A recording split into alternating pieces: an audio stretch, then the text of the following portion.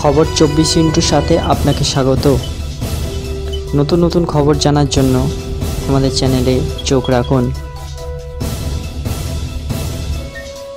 দুটি দলই ইন্ডিয়া জোটের শরিক, কিন্তু দিল্লিতে বিধানসভা নির্বাচনে পরস্পরের বিরুদ্ধে লড়াই করছে তারা।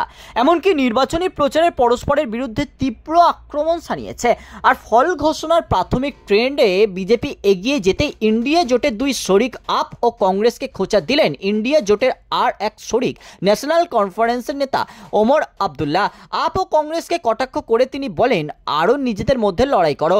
দিল্লিতে 70 আসনের বিধানসভা নির্বাচনের শনিবার ফল ঘোষণা হচ্ছে। প্রায় 50টির কাছাকাছি আসনে এগিয়ে বিজেপি।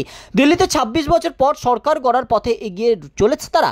প্রাথমিক ট্রেন্ড আসতে শুরু করার পরই অরবিন্দ কেজরিওয়ালের আপ ও কংগ্রেসকে খোঁচা দেন জম্মু ও কাশ্মীরের মুখ্যমন্ত্রী ওমর আবদুল্লাহ।